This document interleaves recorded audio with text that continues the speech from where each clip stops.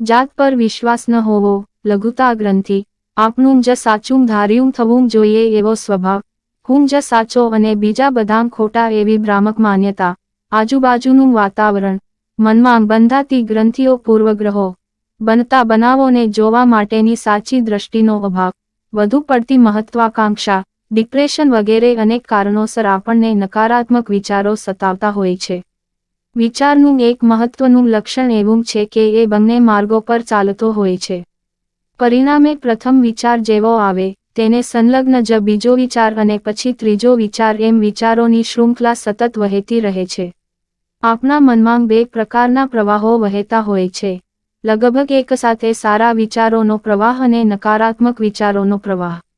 નકારાત્મક વિચારો આવે અને પછી એ પ્રકારના જ વિચારોની શૃંખલા શરૂ થઈ જાય તો એનો અર્થ એ કે ચિત્તમાં ઉપર નકારાત્મક વિચારોનું વહેણ વહે છે. પરિણામે અગાઉ જે લક્ષણો બતાવ્યા એમાંથી એક કે એકથી વધુ લક્ષણો આપની પર નકારાત્મક અસર કરતા હોય છે. પરંતુ જો આપણે સકારાત્મક વિચારો કરતા હોઈએ તો આખી પરિસ્થિતિ બદલાઈ જાય. બધું જ જીવવા જેવું લાગે.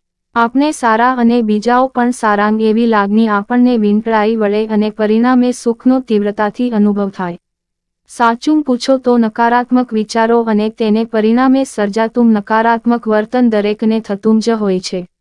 એ કુદરત સહજ પ્રક્રિયા છે. એને અટકાવવું પડે. નકારાત્મક વિચારોની શૃંખલાને તોડવી પડે. તો જ આપણે સ્વર્ગ, નર્કની માયાજાળને તોડી શકીએ.